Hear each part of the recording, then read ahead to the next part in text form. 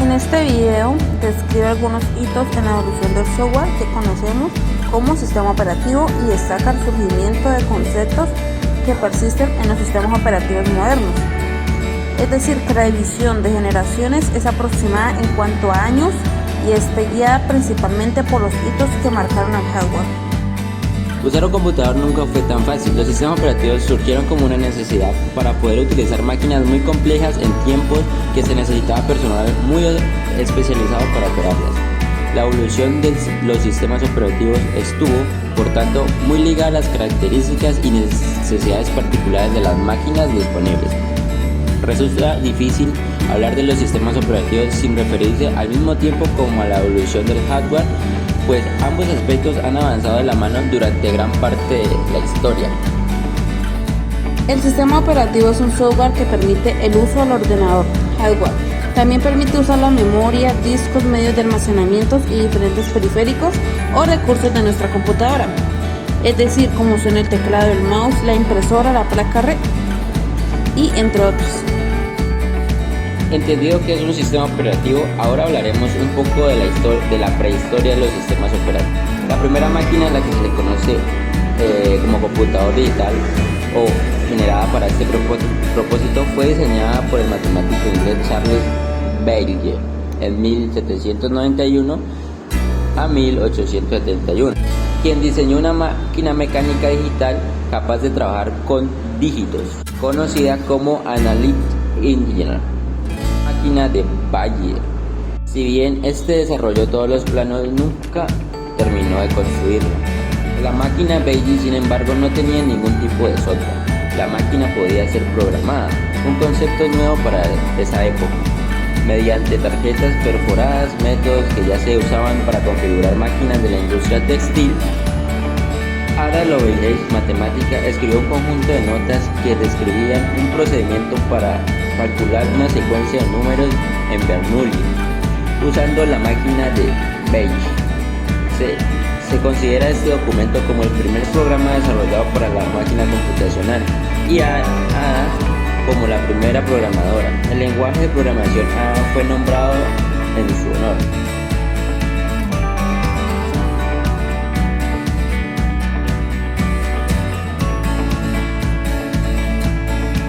Posteriormente al trabajo de Babbage, el desarrollador de máquinas programables quedó relegado al ámbito de la investigación científica sin grandes aplicaciones prácticas.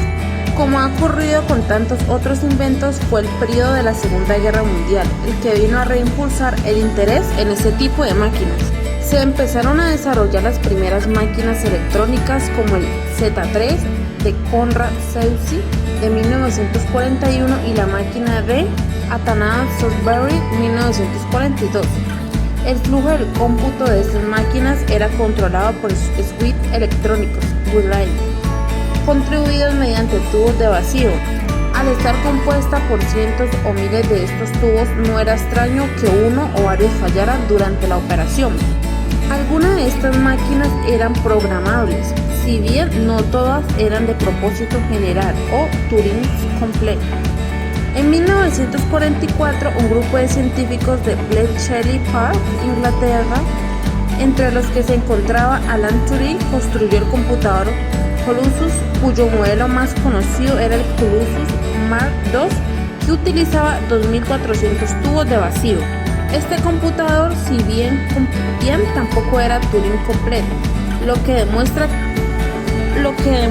que no basta tener a Alan Turing para ser Turing completo, ya que fue diseñado por una tarea criptográfica particular. Si era programable mediante cintas de papel, fue importante en el proceso de descriptación del criptosistema alemán Lorenz.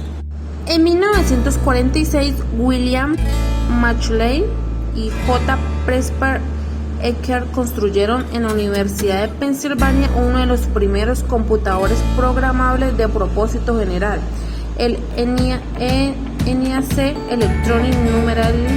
El ENIAC poseía 20.000 tubos de vacío, pesaba 27 toneladas y ocupaba 167 metros cuadrados y consumía 150 kilovatios de electricidad. Su dispositivo de entrada era un lector de tarjetas perforadas y su salida era un perforador de tarjetas IBM 405. Poseía un clock de 100.000 Hz y utilizaba 20 registros de 10 dígitos binarios. No existía un lenguaje de programación y ni siquiera assembler, de manera que toda la computación era descrita en las tarjetas perforadas mediante el código de máquina.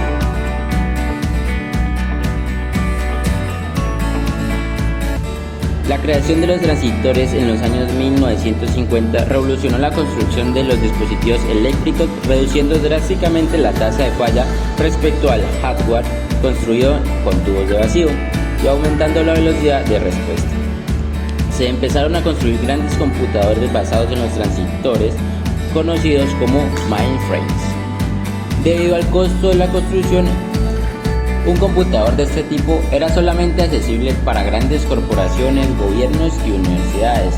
Este tipo de computadores se usó principalmente para cómputo científico y de ingeniería.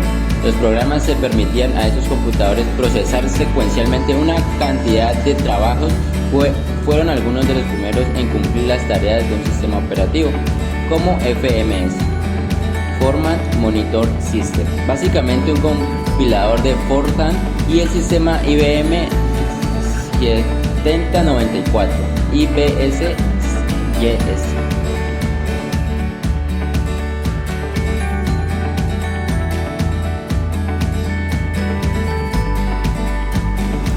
En los años 1960, los mainframes de IBM, la compañía constructora de equipamiento computacional más importante de la época, requería cada uno de un software y periféricos distintos para funcionar, ya que las instrucciones no eran compatibles. Un programa hecho para un modelo debía ser reescrito ante la introducción de un nuevo modelo de hardware. La compañía decide unificar el hardware bajo una familia llamada System 360. Esta fue la primera línea importante basada en la nueva tecnología de circuitos integrados, capaz de integrar grandes cantidades de pequeños transistores, lo que proporcionaba una enorme ventaja precio-rendimiento respecto a los transistores tradicionales.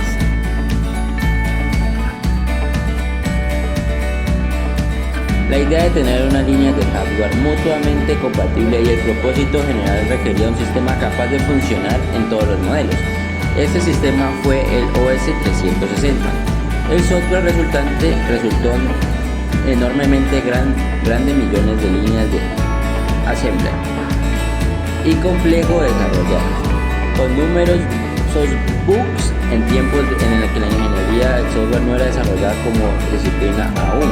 El director del proyecto, Fred Probst, describió sus experiencias en el libro The Mythical Main Models, un clásico de la ingeniería del software. Sus contribuciones a esta nueva disciplina le valieron el otorgamiento de Turing Award en 1999. A pesar de todos sus defectos, OS 360 fue ampliamente usado e introdujeron algunas ideas claves para los sistemas computacionales.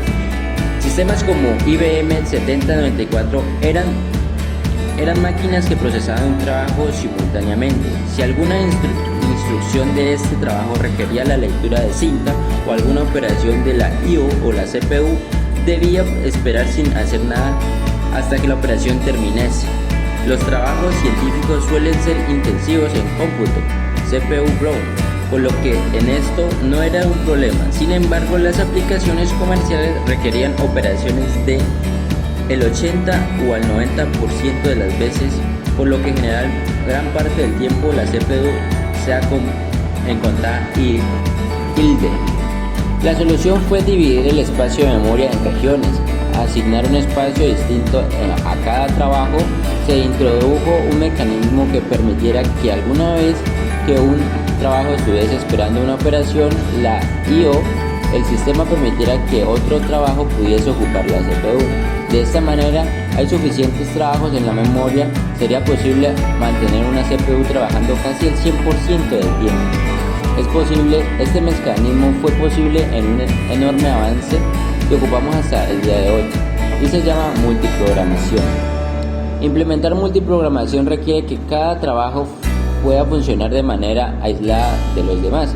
Se agregó en el hardware el mecanismo necesario para proveer esta protección y evitar un trabajo malicioso pudiese leer o escribir en memoria asignada a otro trabajo. Una segunda característica introducida fue la integración de los periféricos como el lector de tarjetas y la automatización de lectura. De esta manera, una vez que el trabajo terminaba su ejecución, el sistema operativo podía leer el siguiente trabajo que estuviera disponible y cargarlo en la partición libre. Esta técnica se conoce como showlink. Ya no se necesitaba un dispositivo esperado y un operador que trasladara esta cinta.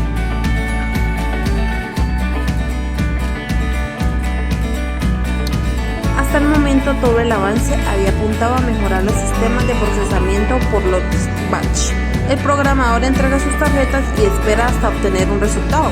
Por supuesto, los programadores también cometían errores y una vez entregado el programa debían esperar algunas horas hasta recibir el output, que indicaría que su código había fallado, porque le faltaba un punto y coma, medio día perdido antes de corregir el error y reenviar el job.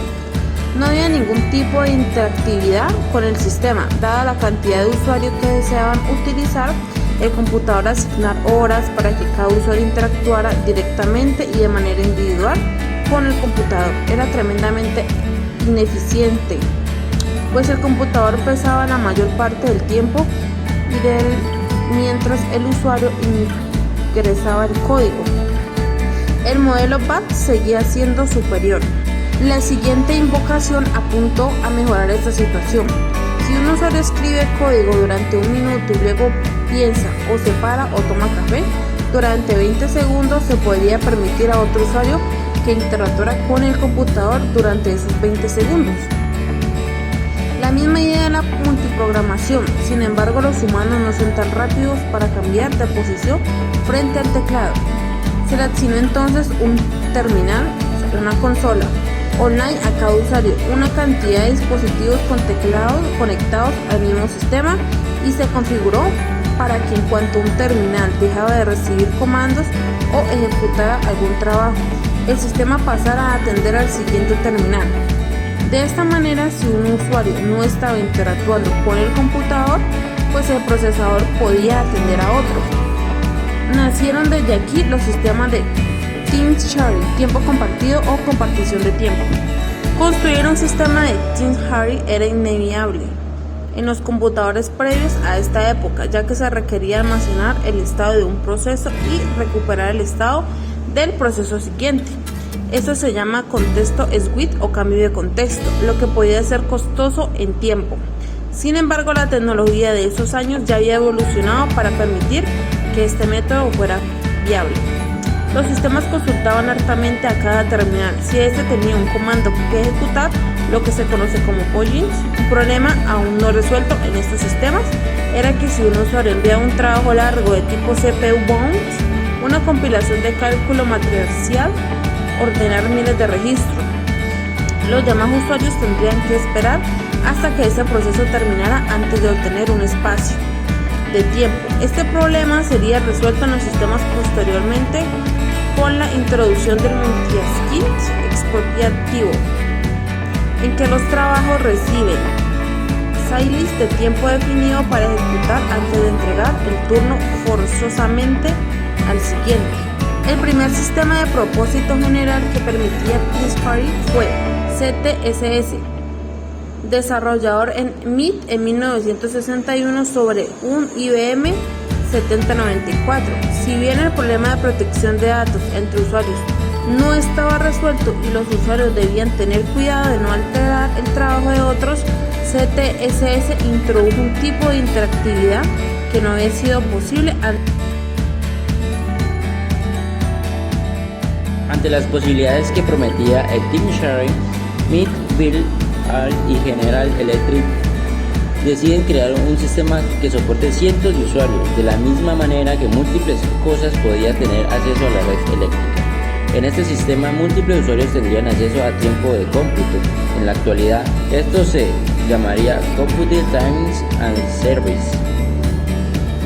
tan solo conectarse a un iframe o una nube de cómputo, el sistema fue utilizado con Multics. Multics tuvo un éxito parcial, además de ser escrito en PLI, un lenguaje poco popular y con un compilador deficiente. El proyecto resultó ser sumamente ambicioso para la época.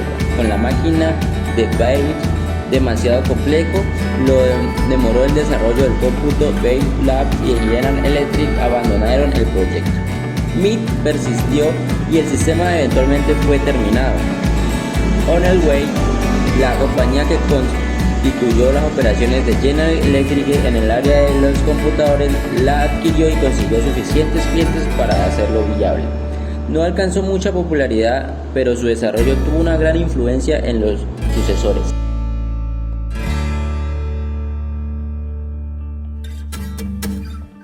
El desarrollo de la tecnología de transistores en circuitos integrados cada vez más pequeños y confiables permitió que se construyeran computadores más pequeños, tanto o más poderosos que los de la época. Se les llamó minicomputadores y uno de los más famosos fue el PDP-1 de la compañía DEC, competidora de IBM y que fue comparada por Compaq en 1998. El DEC PDP-1 usaba por words de 18 bits y soportaba 4096 words con ciclos de acceso a memoria de 5.35 UZ. DEC construyó modelos sucesivos de la línea PDP, no compatibles entre sí hasta el PDP-16. En Bell Labs 1969, Kenneth Thompson y Dennis Ritchie 1941 al 2011, dos de los científicos que habían trabajado en Multics decidieron desarrollar una versión reducida de Multics para un PDP-7, que no estaba siendo usado. Esta versión tendría un diseño mucho más simple y en sus inicios soportaba solamente a un usuario. En contraposición a Multics, que era un multitask, este trabajo fue bautizado como Unix por un servicio como juego de palabras respecto al Multics y finalmente simplificado como UNIX. La versión original de Unix para el PDP-7 y posteriormente para el PDP-11 estaba escrita en Assembler. Fue un sistema que se decidió reescribirlo en otro lenguaje de más alto nivel. Inicialmente se consideró el lenguaje B, una versión simplificada de BPSL, otro lenguaje ya existente. Sin embargo, B no podía aprovechar todas las características del PDP-11 y se utilizó otro lenguaje desarrollado por Dennis Ritchie, el lenguaje C, concebido como un sucesor de B en 1962. Dennis Ritchie reescribe Unix en el lenguaje C. De esta manera, Unix se convirtió en uno de los primeros sistemas operativos masivos en ser implementado en un lenguaje de mayor nivel que Assembler, y el desarrollo C continuó estando íntimamente ligado al kernel de Unix. Unix, Thompson y Ritchie obtuvieron el Turing Award en 1983. El código fuente de Unix estaba disponible públicamente, lo que permitió a distintas instituciones y universidades desarrollar su propia versión para sus sistemas, cada uno inspirado en los mismos principios pero incompatibles entre sí. De estas versiones, dos de las más importantes que perduraron fueron la versión comercial de AT&T llamada System B en 1983 y la versión de la Universidad de California en Berkeley, BCD, en 1977.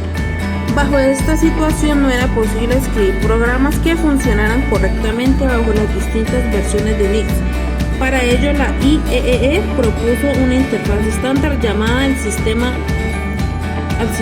SysCalc, conocida como Portable Operating System Interface o POSIX. La X viene del hecho de que se tomó la interfaz existente en Unix como la base propuesta. Es por esto que la mayoría de las llamadas suenan Unix-like. Al implementar POSIX o ser POSIX conformant, los sistemas se hicieron más interoperables, más aún otros sistemas operativos no basados en Unix también han implementado POSIX. Ejemplo: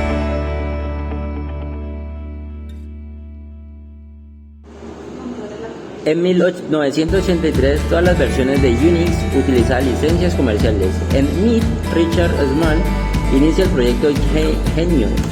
GNU is not Unix, un acrónimo recursivo, con el objetivo de desarrollar una versión completamente gratuita y de código abierto de un sistema Unix-like. Como parte de su proyecto se definió la GNU General Public License GPL, se publicó en GNU manifiesto y se desarrollaron múltiples herramientas como GCC, GNU Compiler Collection, GLSB, Centurix, Unix, Blast y el entorno de escritorio GNOME, original de GNU Network Object Model Environment.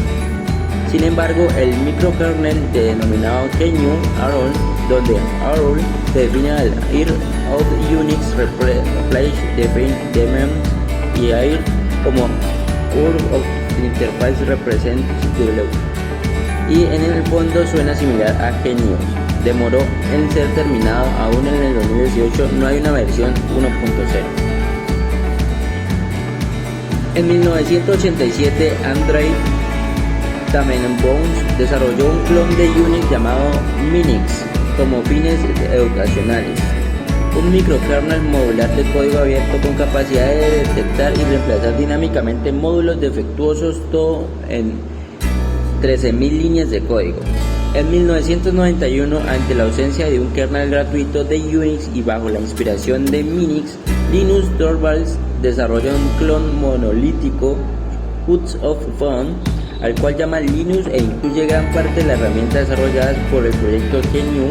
Los puristas suelen denominar el sistema operativo GNU Linux, pues se trata de un kernel Linux con herramientas GNU, de la misma manera que GNU ARM sería un kernel de herramientas GNU. En 1991, Andrei publicó un mensaje en el News Group Compute haciendo referencia a la naturaleza monolítica del reciente publicado Unix en una transposición de la arquitectura microkernel del Minix.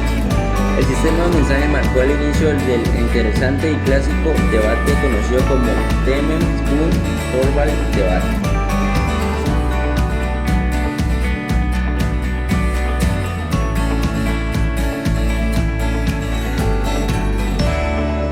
El desarrollo tecnológico de los circuitos integrados llega al nivel conocido como VLCI, capaz de integrar hasta 1 millón de transistores en un chip de 1 centímetro cuadrado, lo que permitía hasta 10.000 celdas lógicas. Surgieron sistemas computacionales de uso personal denominados microcomputadores que, en principio, no eran tecnológicamente muy superiores al PDP-11, pero a un precio notablemente inferior.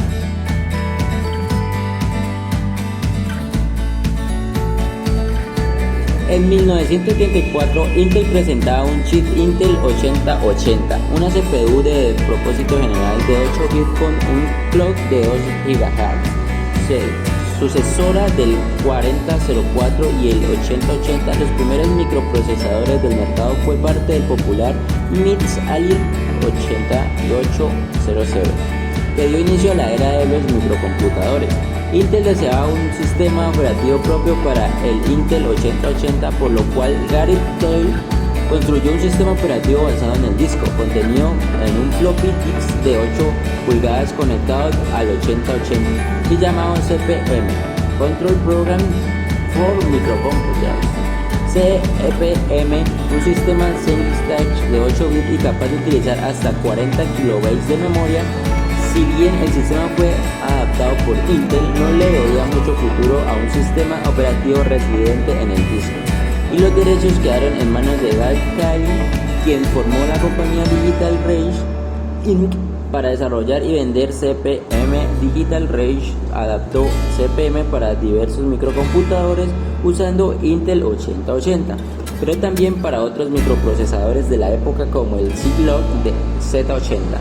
Denominado en el mercado durante unos 5 años.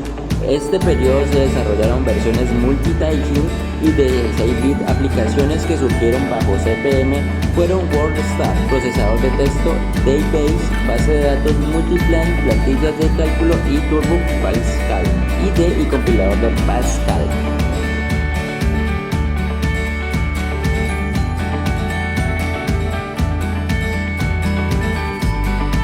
El IBM, por su parte, que había denominado el mercado de los mainframes, se estaba quedando atrás en el nuevo mercado de los microcomputadores y empezó a desarrollar su propia versión, el IBM Personal Computer, IBM PC, basado en el Intel 8088 de 16 bits y hasta 256 kilovatios en RAM. En 1980 el IBM contactó a una pequeña compañía de nombres Microsoft, fundada por Bill Gates y Paul Allen en 1975 y conocida por desarrollar un intérprete de lenguaje BASIC para el popular Altair 8800.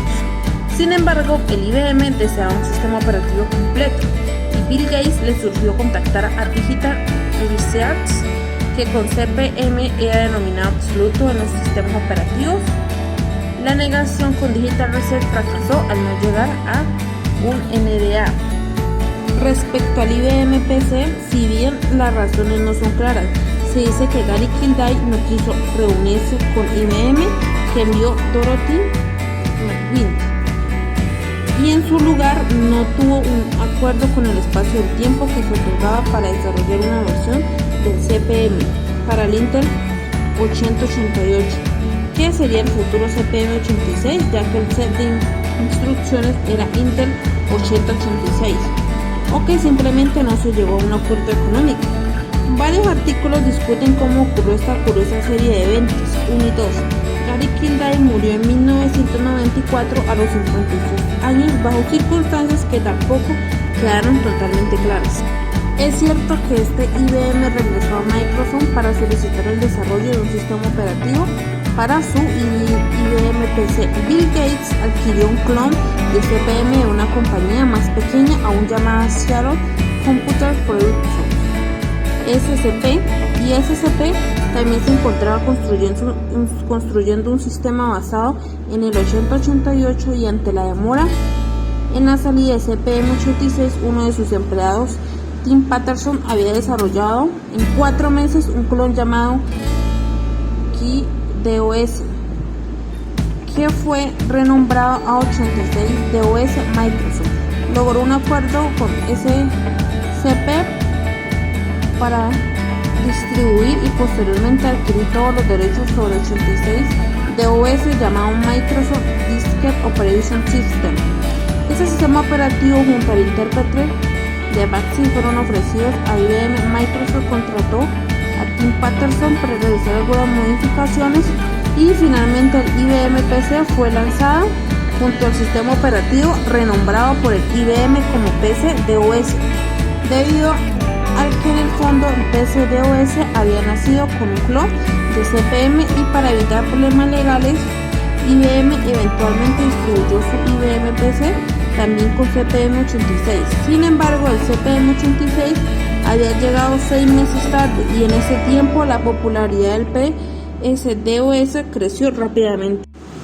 Microsoft, sin embargo, nunca entregó los derechos sobre el MC-DOS, sino que solo entregó una licencia a IBM. El IBM PC fue tremendamente exitoso y salvó el componente de arranque BIOS, Basic Input Output System, que era propietaria del IBM. El resto era una arquitectura abierta, a diferencia de Apple, que patentó componentes cruciales de su hardware. Esto permitió que rápidamente otros manufacturadores empezaran a desarrollar clones, popularmente llamados IBM compatible. Dado que el sistema operativo no era propiedad del IBM, cada constructor podía tener una licencia MC-DOS desde Microsoft para incluirla en su propio sistema. Esto posicionó a Microsoft como líder en el mercado de los sistemas operativos y desplazó definitivamente al CP/M y Digital Research Intel. Años después, en 1996, el Digital Research INC, y en ese tiempo parte de la empresa Caldera INC y previamente del Nobel, demandaría a Microsoft por prácticas anticompetitivas respecto a la DOS, un sucesor del CPM86, y en favor de sus productos. MS-DOS, Windows 95 y Windows 98, entre los argumentos, reflotó la acusación que los sistemas de Microsoft en el fondo poseían código originario del CPM que había sido clonado ilegalmente por el SCP. Aún hasta 2014 y 2016 surgieron artículos académicos que investigaban si hubo realmente copia. El año 2000 se llegó a un acuerdo bajo el Microsoft Corporation compensó parcialmente al Caldera INC parte del legado del CPM. El MS-DOS incluía el formato de nombre de archivos de 8.3, 8 caracteres para el nombre y 3 para la extensión. La manera de nombrar las unidades de disco como A, B y C. En 1983 el IBM lanza el IBM PC AT con el chip Intel 802.86 de 16 bits con un clock de 64 MB y con modo de protección para soportar multitasking. MS-DOS continuó siendo el sistema operativo de preferencia de los consumidores distribuidos como PC-DOS en las máquinas originales de IBM.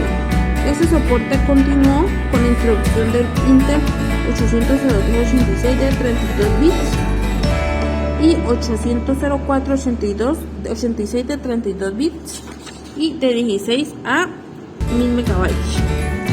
En 1989, el MS-DOS también evolucionó incorporando características del Unix como multitasking y soporte de nombres largos de archivos. Eventualmente Microsoft produjo su propia implementación de Unix llamada Xenix.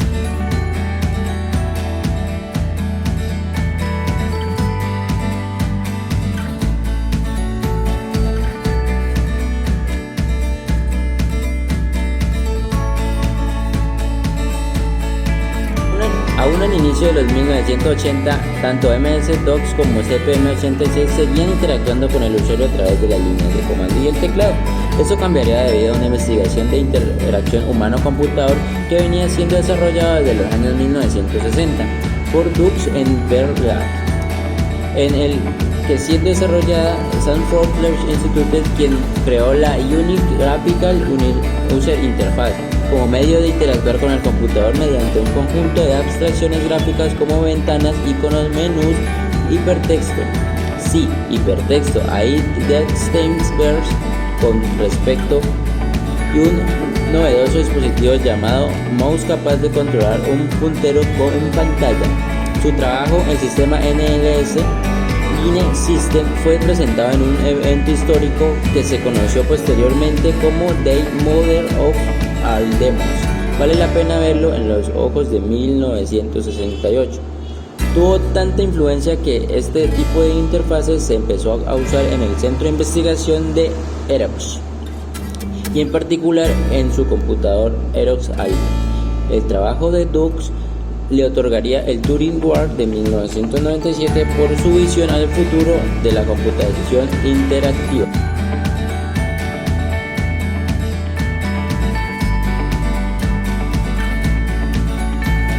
No sería hasta el desarrollo de Apple Lisa 1983, Apple Macintosh 1984, los primeros computadores personales en incluir una interfaz gráfica, que las Linux se harían populares al acercar el uso del computador al público generalmente e incorporar el concepto de unir frames Linux.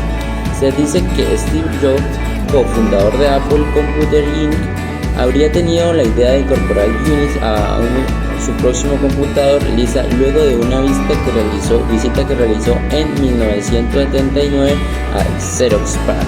Sin embargo, hay un testimonio que indica que el plan de incorporar Unix a Apple Lisa existía desde manera previa a dicha visita de Steve Jobs, y los ingenieros de Apple tenían suficientes motivos para visitar Xerox PARC en cualquier caso, y la visita efectivamente ocurrió. En cualquier caso, el Apple Macintosh fue ampliamente popular, en particular el ámbito del diseño gráfico. Hasta 1999, el sistema operativo de los computadores Apple, llamado ahora Classic Mac OS, se trataba de un kernel monolítico desarrollado para el chip Motorola 64K. Su última versión fue los Macintosh OS 9. El próximo kernel tomaba como punto de origen March para reimplementación de BSD Unix con arquitectura de microkernel desarrollado por Kernel University, la compañía Next, fundada por Steve Jobs durante el periodo fuera de Apple.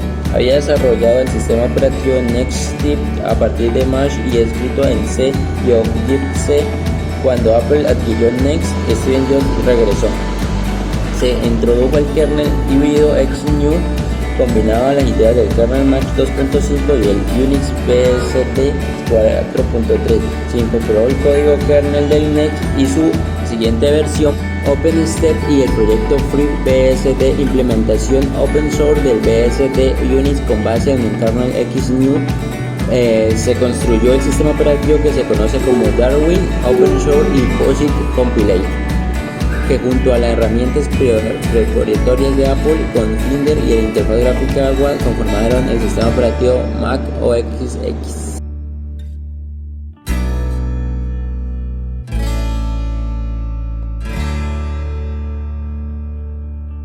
Microsoft había desarrollado desde 1996 un sistema operativo embebido llamado Windows CE. Actualmente Windows Embedded Compact, diseñado para una especificación de plataformas inicialmente denominado Pocket PC. Los primeros dispositivos con Windows CE se lanzaron en 2002. Windows CE contenía un kernel híbrido escrito en C y soportaba una arquitecturas de x86, ARM, MIPS y PowerPC. La serie de sistemas operativos móviles basados en Windows CE fue conocida como Windows Mobile, incluyendo el Media Player Zoom, y fue desarrollado hasta 2010. Posteriormente, Microsoft reimplementaría su sistema operativo móvil basado en la línea de Windows NT, dando inicio a Windows Phone, línea que fue descontinuada en 2017 debido al poco interés de los desarrolladores en generar aplicaciones para estas plataformas ante la dominancia de la iOS y Android.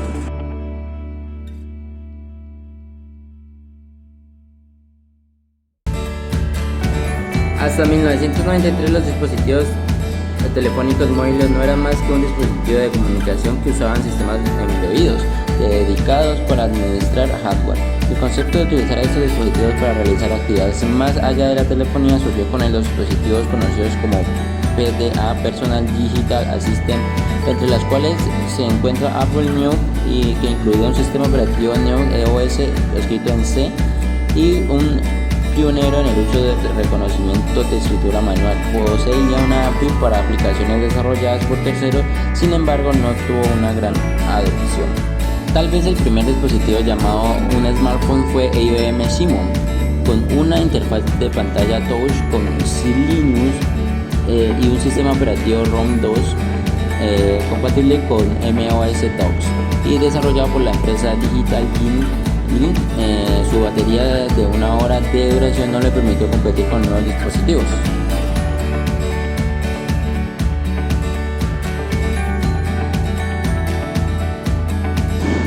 Fue en 1997 que la ya extinta compañía Palm INC popularizó los dispositivos PDA mediante su Palm Pilots y un sistema operativo Palm OS 2.0.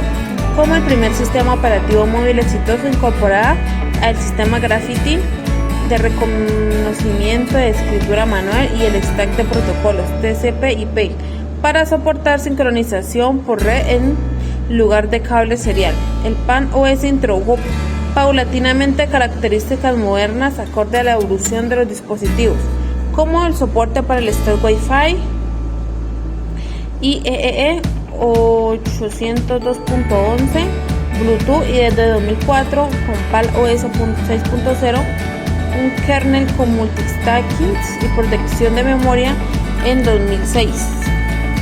Palm INC intentó ponerse al día en la competencia por el mercado móvil.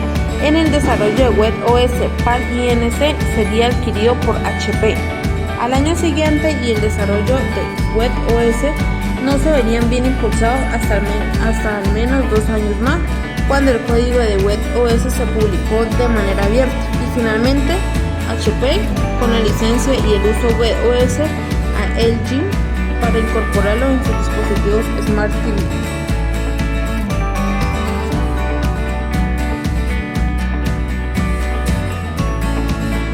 El éxito de Palm llevó a otros protagonistas de la telefonía móvil como Nokia a cofundar y posteriormente adquirir completamente Symbol Ltd, el consorcio fundador que incluía Vision como una compañía que estaba detrás de la OPPO, un sistema operativo Single User de 32 bits con perspectiva multitasking del 1998.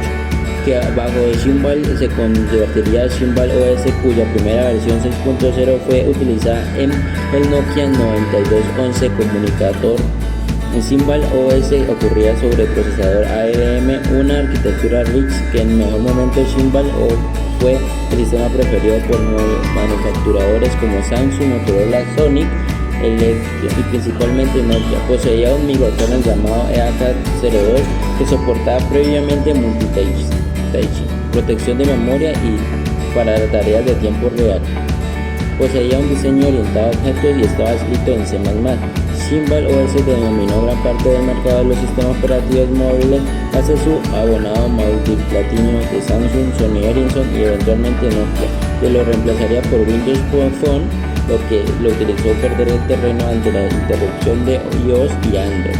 Durante los años 2005 y 2010 y previo a la consolidación de Android existieron diversos esfuerzos por generar una plataforma open source basada en kernel de Linux. Nokia tuvo su intento propio como Demon en kernel monolítico basado en Debian GNU Linux y con la interfaz basada en GNOME para arquitecturas ARM. Previo a la adopción de Windows Phone, Nokia abandona Neon y conjunto a Linux Foundation e Intel crearon la distribución GDO con la intención de servir la plataforma para dispositivos con smartphone, tablets, Smart TV y netbook. Mego nace como una mezcla de las plataformas Nokia Neon, Memo y una que estaba desarrollada por Intel Móvil, que su vez estaba basado en Fedora. Sin embargo, en el 2011 Nokia adopta Windows Phone, abandona Meteo. A partir del Meteo, Intel se une con Samsung y Linux Foundation para desarrollar el 15 y en una de las líneas paralelas de la compañía finlandesa aprovecha el código open source de Met Informático y desarrolla Swift OS, un kernel monolítico con compatibilidad para Android mediante APIs, soporte ARM, x86 y 64 y un fuerte análisis en multitasking.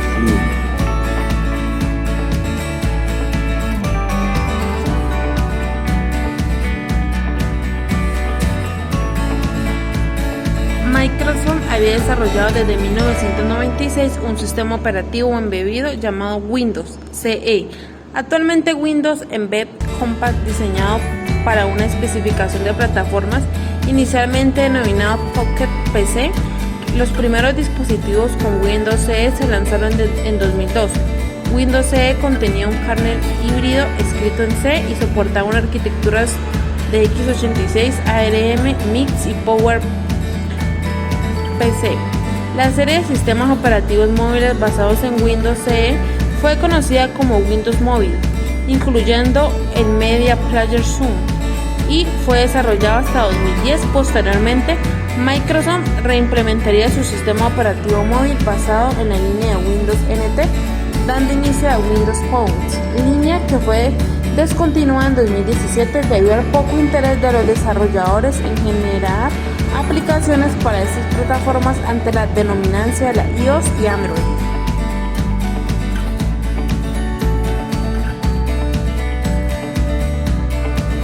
En 2002 la compañía canadiense Innoviton RAM desarrolló su propia línea de dispositivos móviles conocidos como BlackBerry y su prototipo de sistema operativo BlackBerry OS. El objetivo era cambiar su BlackBerry LTD. BlackBerry OS era un sistema multitasking que soporte para aplicaciones mediante la plataforma especial para dispositivos embedidos Java Micro Edition. Incluía soporte para WAP y SCAD de protocolos de comunicación para móviles, que dejó de ser adoptado cuando los dispositivos móviles fueron suficientemente poderosos para procesar la tradicional stack TCP/IP.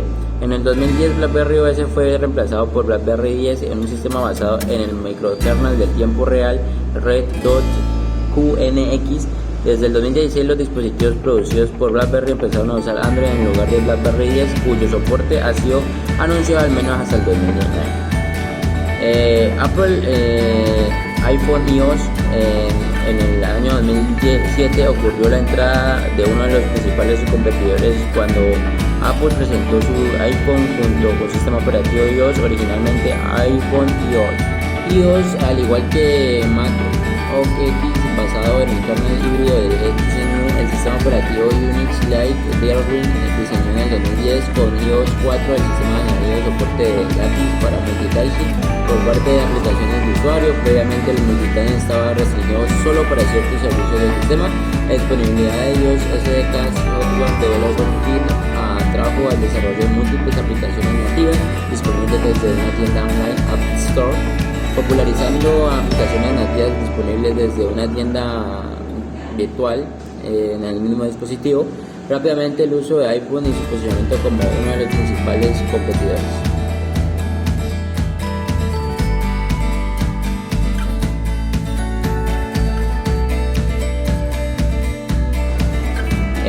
Apple iPhone iOS en el año 2017 ocurrió la entrada de uno de los principales competidores cuando Apple presentó su iPhone junto con sistema operativo iOS, originalmente iPhone iOS.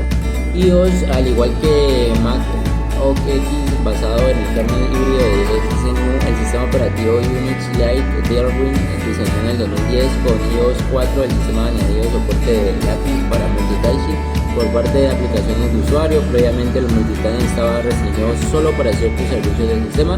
La disponibilidad de iOS SDK Software Development Kit trajo al desarrollo de múltiples aplicaciones nativas disponibles desde una tienda online App Store, popularizando aplicaciones nativas disponibles desde una tienda virtual en el mismo dispositivo.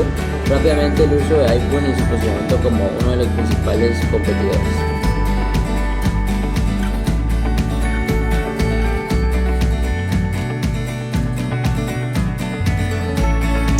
Meses después del lanzamiento del primer iPhone, un conjunto de compañías lideradas por Google, incluyendo HTC, Sony, Dell, Intel, Motorola, Samsung, LG, entre otros, forman la Open Handset Alliance, OHA. Con el soporte de OHA, Google lanza en 2008 la primera versión de Android, un sistema operativo monolítico, Unix Lite, de código abierto basado en el kernel Linux. Android inició su desarrollo bajo la compañía Android Inc., fundada en 2003. El año 2005 Google adquirió Android Inc. y fue bajo su alero que el equipo de desarrollo terminó la primera versión Android 1.0 de manera similar de App Store. Android lanzó el Android Market, más tarde Google Play Store, y el Android SDK para el desarrollo de aplicaciones, escritas principalmente en Java y recientemente en Kotlin. Para terceros, el soporte de OHA integrado por importantes actores del mercado smartphones fue clave para posicionar a Android como el sistema operativo denominador en los dispositivos móviles desde el año 2010, con la iOS como su único y distante competidor leal. A diferencia de Linux, el kernel de Android no utiliza la tradicional GNU Library lib, sino que utiliza una implementación alternativa de la biblioteca de C desarrollado por Google, llamada Bionic, la cual posee una menor memoria y fue diseñado para CPUs, funcionando a menor frecuencia del clock y por lo tanto optimizada para menor consumo energético. La Bionic, sin embargo, no implementa toda la interfaz POSIX, haciendo que Android sea non-POSIX compliant.